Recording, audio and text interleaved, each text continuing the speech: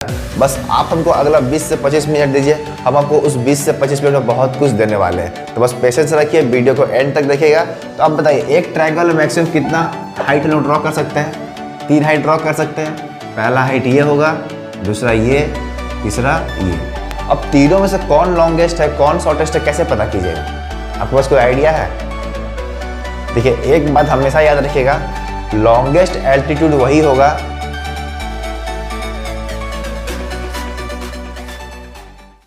Hello everyone. सो हम लोग पढ़ रहे थे क्लास 9 का chapter area of triangle and quadrilateral.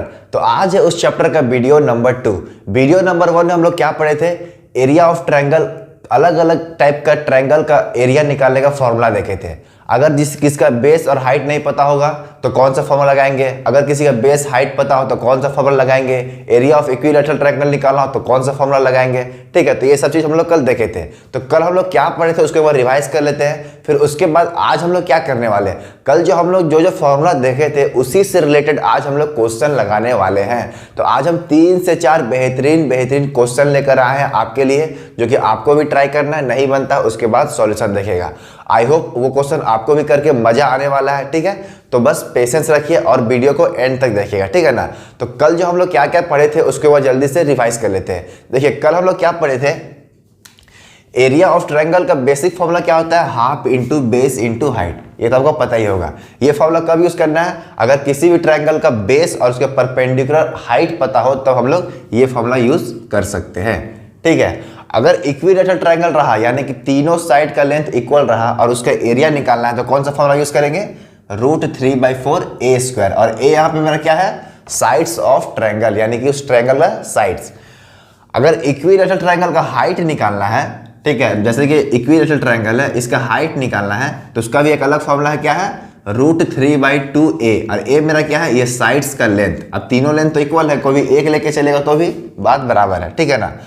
और जो एक सबसे इंपॉर्टेंट ऐसा फॉर्मूला जो हर एक टाइप का ट्रायंगल में हम लोग अप्लाई कर सकते हैं उसके एरिया निकालने के लिए, चाहे वो इक्विलैटरल ट्रायंगल हो, चाहे वो राइट एंगल ट्रायंगल हो, कोई भी ट्रायंगल हो, इस फॉर्मूला से हम लोग उसका एरिया निकाल सकते हैं। नाम क्या है? Heron's formula. कैसे निकालते हैं? सबसे पहले एस निकालते हैं, यानी कि सेमी पेरीमीटर। उसका पेरीमीटर निकाल के डिवाइडेड बाई 2 कर देते हैं। तो इसलिए फॉर्मूला क्या है? a + b + c। मेरा पेरीमीटर निकल गया और डिवाइडेड बाई 2 करेंगे तो सेमी पेरीमीटर निकल जाएगा। अब एस निकालने के बाद एरिया ऑफ ट्रायंगल निकालने का फॉर्मूला क्या है? √S under bracket S - A S - B S - C। तो ये है टोटल मेरा फॉर्मूला। इसी से रिलेटेड आज हम लोग क्वेश्चन करने वाले हैं। तो बहुत मजा आने वाला, बस वीडियो को एंड तक देखिएगा, पेशेंस रखिएगा। हम आपसे प्रॉमिस करते हैं कि वीडियो के एंड तक आपको बहुत कुछ सीखने को मिलेगा। ठीक है ना। बस आप हमको अगला 20 से 25 मिनट दीजिए, हम आपको उस 20 से 25 मिनट में बहुत कुछ देने वाले हैं। तो बस पेशेंस रखिए, वीडियो को एंड तक देखिएगा।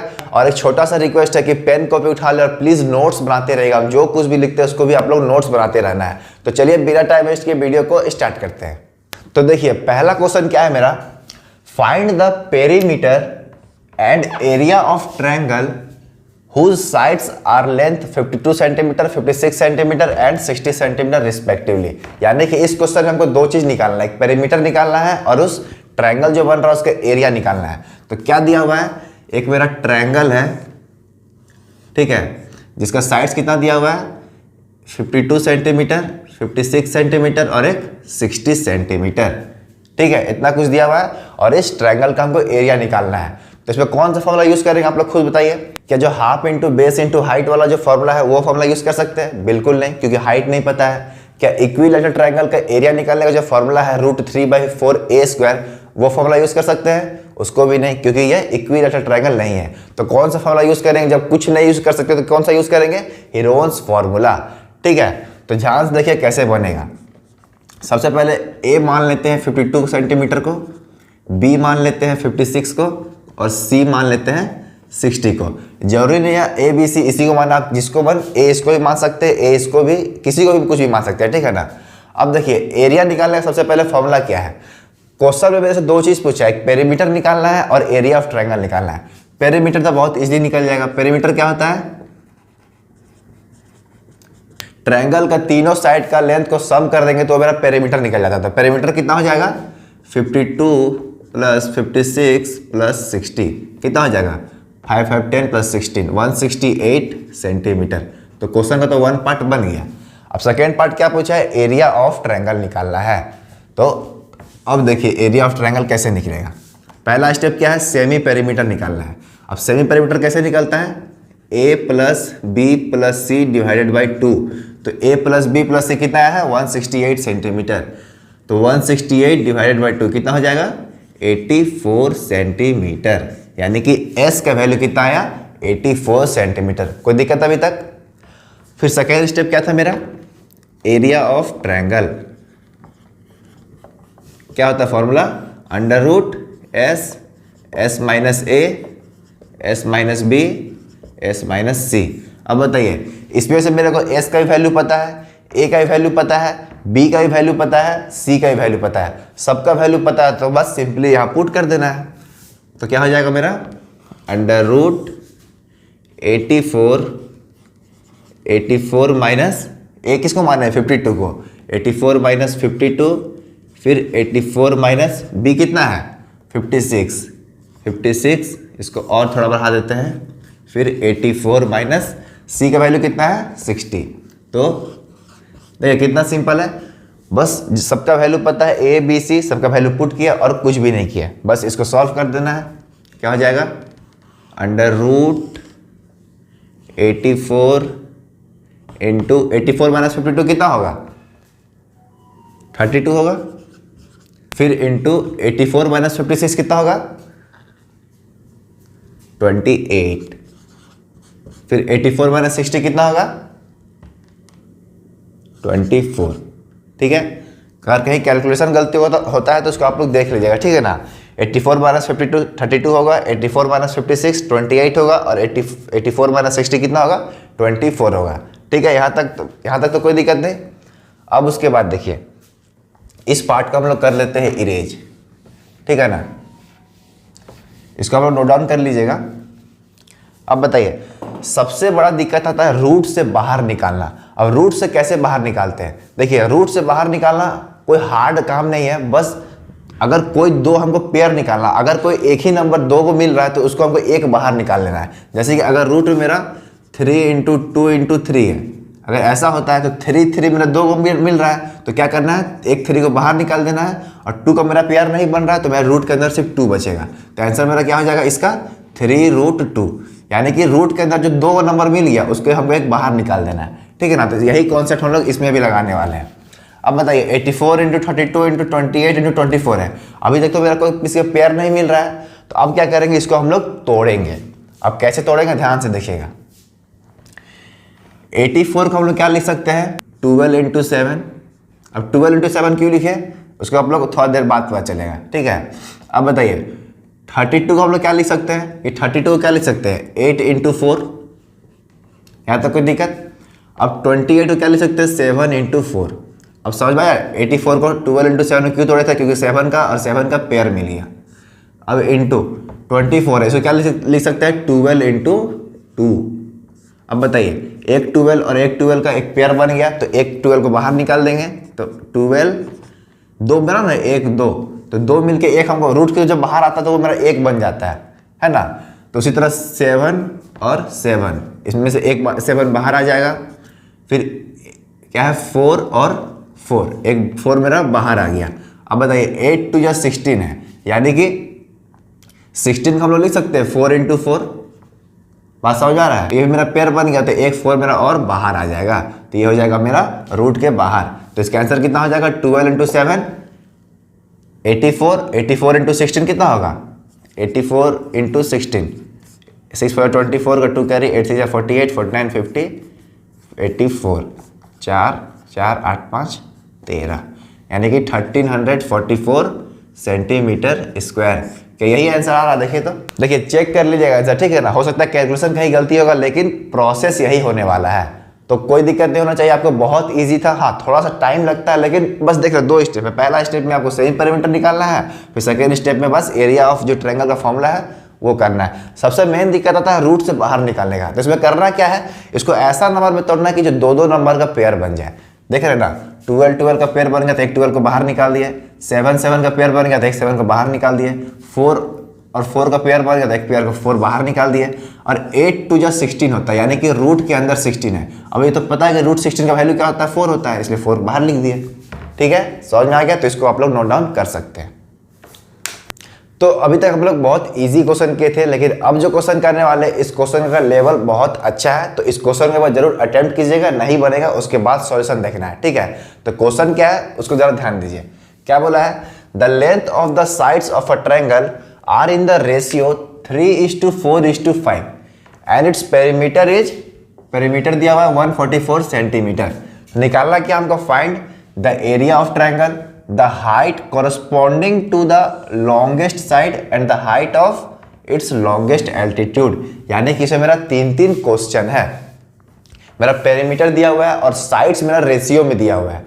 तो कैसे इसका सॉल्यूशन होगा उसको ध्यान से सुनना है। ठीक है, अगला 5 मिनट जब शांत से बैठ जाइए और ध्यान से सुनिएगा कैसे इसको सॉल्यूशन कर रहे हैं। ठीक है, तो चलिए इसको स्टार्ट करते हैं। देखिए, एक मेरा ट्रायंगल है, ठीक है, जिसका साइड सब मेरा रेशियो में दिया हुआ, किस रेशियो में, 3:4:5 में। लेकिन इस तीनों का मान के चलिए ए बी सी है, तो तीनों का साइड्स को सम करेंगे तो कितना आएगा, 144, यानी कि पेरीमीटर दिया हुआ है 144। बात समझ में आ रहा है? तो पहले क्या करना है, हम लोग मान लेते हैं let the side be 3x 4x and 5x। ठीक है, यानी कि a का वैल्यू हो गया 3x, b का वैल्यू हो गया 4x और c का वैल्यू हो गया 5x। ठीक है, लेकिन a plus b plus c हमको पता है कितना है, 144, यानी कि तीनों साइड का लेंथ को ऐड करेंगे तो कितना आएगा, 144। तो हम लोग लिख देते हैं 3x plus 4x plus 5x equal to 144। तो 4 3 7 प्लस 5 12x इक्वल टू 144। तो x का वैल्यू कितना आ गया, 12 से 12 कटेगा कितना आ जाएगा, x इक्वल टू 12 आ गया, यानी कि x का वैल्यू पता चल गया। तो a का वैल्यू कितना हो जाएगा, 3x था, यानी कि 3 × 12 कितना हो जाएगा, 36। सेम उसी तरह b का वैल्यू कितना हो जाएगा, कितना है, 4x, यानी कि 4 × 12 यानी कि 48। उसी तरह c का वैल्यू कितना हो जाएगा, 5x, यानी कि 5 × 12 इक्वल टू कितना हो जाएगा, 60। यानी कि 36, 48 और 60 तीनों साइड्स का हमको लेंथ पता चल गया। तो देख लीजिए कैसे हम लोग साइड्स ऑफ लेंथ निकाले, अगर रेशियो में दिया रहेगा तो। जो रेशियो में दिया हुआ उसको हम लोग क्या मान लिए, 3x 4x 5x। अब तीनों का सब मेरे को पता है पेरीमीटर के इक्वल होता है, तो इक्वल टू इक्वेशन बनाए, फिर x का वैल्यू निकाले, फिर तीनों साइड्स का लेंथ निकाल लिए। यहाँ तक कोई दिक्कत नहीं। तो अभी तक जितना बना है उतना आप लोग नोट डाउन कर सकते हैं।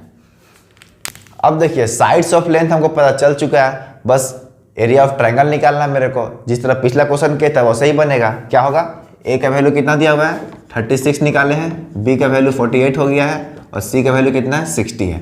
बस सिंपली क्या करना है, पहला स्टेप क्या है, सेमी पेरीमीटर निकालना है। फॉर्मूला क्या होता है, a plus b plus c by 2, यानी कि 36 प्लस 48 प्लस 60 डिवाइडेड बाई 2 कितना हो जाएगा, 6 4 10 प्लस 13 1, इसका हो जाएगा 144 divided by 2 equal to 72 centimetre, यानी कि s का वैल्यू कितना आया, 72 सेंटीमीटर। ठीक है, अब उसका सेकेंड स्टेप क्या है, एरिया ऑफ ट्रायंगल निकालना है। एरिया ऑफ ट्रायंगल, इसका फॉर्मूला क्या होता है, under root s minus a s minus b and s minus c। तो क्या हो जाएगा मेरा, अंडर रूट, सबका वैल्यू पता है, बस यहाँ पुट कर देना। s का वैल्यू पता है, a b c का वैल्यू भी पता है, तो s इक्वल टू s का वैल्यू यहाँ पुट करना है 72, फिर 72 माइनस 36, फिर 72 माइनस 48 और 72 माइनस 60। कोई दिक्कत यहाँ तक, ठीक है, सब कुछ ठीक है यहाँ तक। अब देखिए बस इसको सॉल्व कर देना आपको। 72 इंटू कितना होगा, 72 माइनस 36 कितना होता है, 36 इंटू 72 माइनस 48 कितना होगा, 24 इंटू 72 माइनस 60 कितना होगा, 12। ठीक है, कोई दिक्कत नहीं। बस फिर क्या करना है, इसको तोड़ देना है। बताइए 72 को कैसे तोड़ सकते हैं, 36 इंटू 2 में तोड़ दिए। अब 36 इंटू 2 में क्यों तोड़े, क्योंकि हम 36 पता है 6 का स्क्वायर है, तो हम लोग इजीली 36 को बाहर कर सकते हैं। आपको देखना कि स्क्वायर, अगर स्क्वायर के नंबर में कोशिश कीजिए लिखने का, ठीक है, अगर नहीं होता देन पेयर बनाने की कोशिश कीजिएगा। अब 36 ऑलरेडी लिखा हुआ है, तो 36 का एक पेयर बन गया मेरा। अब 24 क्या लिख सकते हैं, 12 इंटू 2, और एक 12 मेरा ऑलरेडी है, ठीक है। तो अब देखिए एक 36 और 36 का पेयर बन गया, तो बाहर निकल जाएगा 36 इंटू एक 12 और 12 का पेयर बन गया, तो एक बाहर निकाल देंगे 12, और एक मेरा 2 और एक 2 का पेयर बन गया, तो बाहर निकाल देंगे 2। तो 36 इंटू 12 इंटू 2 कितना होगा, 36 इंटू 24 करना पड़ेगा, 36 इंटू 24, तो 6 पर 24 2 करे 12 13 14 72 4 4 5 6 7 8, यानी कि कितना हो जाएगा 864 सेंटीमीटर स्क्वायर, यानी कि एरिया मेरा कितना निकल जाएगा 864 सेंटीमीटर स्क्वायर, ठीक है। अगर आप लोग खुद से बनाएंगे तो इतना ही आएगा आंसर, ठीक है ना। तो इसको नोट डाउन कर लीजिए, बाकी के जो आगे क्वेश्चन है इसके बाद करते हैं। तो अब देखिए पहला पार्ट हम लोग क्वेश्चन कर चुके, एरिया निकाल चुके हैं, कितना आया है 864 सेंटीमीटर। अब सेकंड क्वेश्चन क्या है मेरा, the height of corresponding to the longest side, यानी कि जो मेरा लॉन्गेस्ट साइड है उसके कॉरस्पॉन्डिंग हाइट निकालना है। तीनों साइड में से मेरा लॉन्गेस्ट साइड कौन सा है, सिंपली दिख रहा है ये वाला है, तो इसके कॉरस्पॉन्डिंग हमको जो हाइट होगा उसका लेंथ निकालना है, ठीक है। यानी कि ये मेरा हो गया बेस और ये मेरा हो गया हाइट, इसका लेंथ नहीं पता है, इसको मान लेते हैं h, ठीक है। टोटल मेरा 3 हाइट बनेगा ना, कि यहाँ से भी ड्रॉ होगा यहाँ से भी होगा, लेकिन हमको इसी को क्यों निकालना है, क्वेश्चन में बोल दिया है the height of corresponding to the longest side, यानी कि जो मेरा लॉन्गेस्ट साइड है उससे कॉरस्पॉन्डिंग निकालना है। तो अब बताइए एरिया ऑफ ट्रायंगल निकालने का फॉर्मूला क्या होता है, एरिया ऑफ ट्रायंगल का एरिया निकालने का फॉर्मूला क्या होता है, half into base into height, ये होता है मेरा। अब एरिया हम लोग निकाल चुके हैं, एरिया कितना है 864 सेंटीमीटर स्क्वायर, हम लोग ये लिख सकते हैं एरिया की जगह 864 और इक्वल टू मेरा क्या है हाफ इंटू, अब देखिए बेस के वैल्यू ही पता है, बेस इसको मानने है ना, ये हाइट जब ये इसको निकालना है तो बेस मेरा यही होगा, अब बेस हमको पता है कितना है 60 इंटू एच, यही इसी के तो वैल्यू हमको निकालना है कि नहीं, तो इंटू मेरा क्या हो जाएगा एच। अब बताइए इधर 2 से 30 कट गया तो क्या बचेगा इधर मेरा 30h इक्वल टू 864, इसको ऐसे लिखते हैं 30h इक्वल टू 864, कोई दिक्कत। अब बताइए h इक्वल टू कितना हो जाएगा 864 डिवाइडेड बाई 30, इसको सॉल्व कीजिएगा कितना आएगा 3 2 6 3 8 24 2 4 3 8 24 28.8 समथिंग आएगा, है ना। तो इतना सेंटीमीटर इसका हाइट आएगा। ये था मेरा सेकेंड क्वेश्चन का आंसर। अब देखिए थर्ड क्वेश्चन क्या बोला है, the height of its longest altitude, यानी कि जो मेरा लॉन्गेस्ट एल्टीट्यूड होगा उसको हाइट निकालना है। तो अब बताइए एक ट्रायंगल में मैक्सिमम कितना हाइट हम लोग ड्रॉ कर सकते हैं, 3 हाइट ड्रॉ कर सकते हैं। पहला हाइट ये होगा, दूसरा ये, तीसरा ये, 3 हाइट ड्रॉ होगा, है ना। अब तीनों में से कौन लॉन्गेस्ट है कौन शॉर्टेस्ट है कैसे पता कीजिएगा, आपके पास कोई आइडिया है। देखिए एक बात हमेशा याद रखिएगा, लॉन्गेस्ट एल्टीट्यूड वही होगा जो स्मॉलेस्ट साइड के कॉरस्पॉन्डिंग होगा। क्या बोले फिर से ध्यान सुनिएगा, लॉन्गेस्ट एल्टीट्यूड किसका होगा, जो स्मॉलेस्ट साइड होगा, यानी कि स्मॉलेस्ट साइड के कॉरस्पॉन्डिंग होगा वो मेरा लॉन्गेस्ट एल्टीट्यूड होगा, और जो लार्जेस्ट साइड के कॉरस्पॉन्डिंग हाइट होगा वो मेरा स्मॉलेस्ट हाइट होगा। समझ में आया क्या बोले, जो स्मॉलेस्ट साइड है तीनों में से स्मॉलेस्ट साइड कौन सा है 36, तो इसके कॉरस्पॉन्डिंग जो हाइट ड्रॉ करेंगे यही मेरा होगा लॉन्गेस्ट एल्टीट्यूड। समझ में आ गया, स्मॉलेस्ट साइड के कॉरस्पॉन्डिंग एल्टीट्यूड मेरा लॉन्गेस्ट एल्टीट्यूड होता है। तो बस इसी कॉन्सेप्ट लेते हुए हम लोग इसको सॉल्व करेंगे।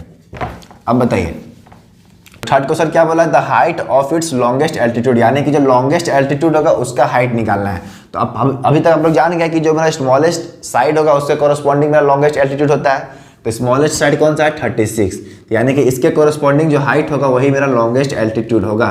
तो बेस इसको मानते हैं और हाइट इसको मानेंगे, तो फिर से वही चीज़ करेंगे।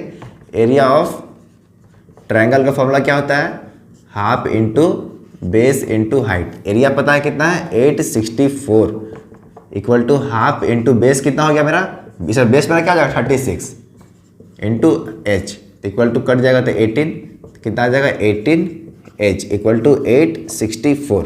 इसको ऐसे लिख सकते हैं 18h इक्वल टू 864, h का वैल्यू कितना आ जाएगा 864 डिवाइडेड बाई 18। इसको सॉल्व करके देखिए कितना आता है, कितना आना चाहिए 2 9 जा 18, 2 4 जा 8, 2 3 जा 6, 2 2 जा 4, फिर क्या हो जाएगा 9 4 36, 4 3 7 2, 9 8 72।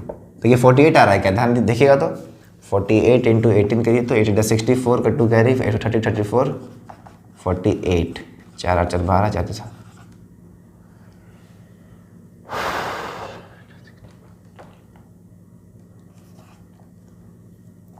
हाँ 48 ही आएगा, ठीक है। यानी कि सेकेंड का आंसर कितना आया था 28.8 और थर्ड का आंसर कितना आएगा 48 सेंटीमीटर। लॉन्गेस्ट एल्टीट्यूड कितना होगा 48 सेंटीमीटर, है कि नहीं। इसका निकाले तो कितना आया था 28। अगर बिलीव नहीं हो तो हम लोग इसका भी निकाल के देख लीजिएगा। इसका कैसे निकालेगा, बेस इसको मान लीजिएगा, हाइट इसको मान लीजिएगा, फिर देखिएगा तीनों में लॉन्गेस्ट कौन है, फिर हम जो बोले वो सही है कि नहीं। बस इतना याद रखना है, जो स्मॉलेस्ट साइड होगा उसके कॉरस्पॉन्डिंग एल्टीट्यूड कितना होता है, लॉन्गेस्ट एल्टीट्यूड होता है पूरे ट्रायंगल का, ठीक है। समझ में आ गया, तो इसको आप लोग आप नोट डाउन कर सकते हैं। अब देखिए जो लास्ट क्वेश्चन है थोड़ा इजी क्वेश्चन है और इस वीडियो का लास्ट क्वेश्चन है, ठीक है ना। तो ये क्वेश्चन को जरूर ट्राई करना है। तो क्वेश्चन क्या है मेरा, the height of an equilateral triangle is 6 centimetre, find its area. यानी कि एक इक्विलेटरल ट्रायंगल है जिसका हाइट दिया हुआ है 6 सेंटीमीटर, ठीक है। अब इसका एरिया निकालना है। तो पहले आप हमको बताइए area of equilateral triangle formula क्या होता है। एरिया ऑफ इक्विलेटरल ट्रायंगल का फॉर्मूला क्या होता है, √3/4 ए स्क्वायर। और ए मेरा क्या होता है, साइड्स ऑफ ट्रायंगल। तो ए तो हमको पता नहीं है, अब मेरा एच दिया हुआ है ना 6 सेंटीमीटर, एच का वैल्यू है 6 सेंटीमीटर। तो ए कैसे निकालेंगे, खुद से दिमाग लगाइए आप लोग। याद कीजिए आज के वीडियो के स्टार्टिंग में भी और कल भी हम बताए थे कि हाइट ऑफ इक्विलेटरल ट्रायंगल निकालने का फॉर्मूला क्या होता है। हाइट ऑफ इक्विलेटरल ट्रायंगल का निकालने का फॉर्मूला क्या होता है, √3/2a। और हाइट मेरा दिया हुआ है कितना है 6, इक्वल टू √3/2a। और a मेरा यहाँ पे क्या है, साइड्स ऑफ ट्रायंगल। तो इसे सॉल्व करेंगे तो a मेरा निकल जाएगा। तो यानी कि 6 × 2 divided by √3 equal to a। इसको लिख सकते हैं a इक्वल टू 6 2 12 √3। तो क्या a का वैल्यू 12 √3 होगा, बिल्कुल नहीं होगा। आप लोग याद कीजिए फर्स्ट चैप्टर क्लास 9 का फर्स्ट चैप्टर में ही रैशनलाइजेशन पढ़े थे। रैशनलाइजेशन का मतलब क्या होता है, डिनोमिनेटर में जब भी इरेशनल नंबर रहेगा उसको रैशनल में कन्वर्ट करते हैं। डिनोमिनेटर में जब भी मेरा इरेशनल नंबर रहेगा उसको हम लोग परफेक्ट आंसर नहीं मानते हैं। तो मेरा डिनोमिनेटर में मेरा क्या है √3, तो ये मेरा इरेशनल नंबर है, तो इसको हमको रैशनलाइज करना पड़ेगा। यानी कि डिनोमिनेटर में जो मेरा इरेशनल नंबर है उसको रैशनल में कन्वर्ट करना पड़ेगा। तो कैसे करते हैं, सेम नंबर से मल्टीप्लाई डिवाइड करते हैं, यानी कि √3/√3। तो क्या हो जाएगा मेरा 12 √3 डिवाइडेड बाई √3 इंटू √3 कितना होता है 3, 3 4 12 कट गया। तो यानी कि ए का वैल्यू कितना आ गया 4 √3। समझ में आया, ए का वैल्यू कितना आ गया 4 √3। बस यहाँ पे पुट कर देना है। एरिया ऑफ इक्विलेटरल ट्रायंगल का फॉर्मूला क्या होता है, √3/4 a स्क्वायर। यानी कि √3/4 ए का वैल्यू कितना है 4 √3, यानी कि 4 √3 का स्क्वायर। तो क्या हो जाएगा √3/4, 4 का स्क्वायर 16 और √3 का स्क्वायर 3। तो 4 से 4 कट कैंसिल हो गया 4 बार में, तो 4 3 12 तो 12 √3 सेंटीमीटर स्क्वायर। तो एरिया कितना निकल गया, एरिया ऑफ ट्रायंगल कितना निकल जाएगा 12 √3 सेंटीमीटर स्क्वायर। समझ में आ गया। तो इस तरह से घुमा घुमा के क्वेश्चन पूछता है, बस अब कॉन्सेप्ट लेके चलना है और कुछ भी नहीं होगा। कोई क्वेश्चन आपको हार्ड नहीं लगने वाला है, ठीक है ना। बस वो जो स्टार्टिंग में जो 3 फॉर्मूला बस उसको आपको दिमाग में बैठना है कब कैसे यूज़ करना है, ठीक है। तो वो चीज़ आपको तभी अच्छे से होगा जब आप लोग क्वेश्चन प्रैक्टिस कीजिएगा। तो आपको क्या करना है, अब जाना है क्वेश्चन लगाना है बुक से, जहाँ से भी, इंटरनेट से, बुक से, जहाँ से भी करना है, बट आपको क्वेश्चन प्रैक्टिस करना है, तभी आप लोग इसमें कॉन्फिडेंस पा सकते हैं, ठीक है। तो चलिए, आई होप आज जितना भी क्वेश्चन कराएंगे आपको मज़ा आया होगा। तो आज के वीडियो में बस इतना ही करते हैं, वीडियो काफ़ी लंबा बन रहा है। तो अब मिलते हैं नेक्स्ट वीडियो में किसी अगले टॉपिक के साथ। तो पढ़ाई करते रहेंगे, बेस्ट ऑफ लक।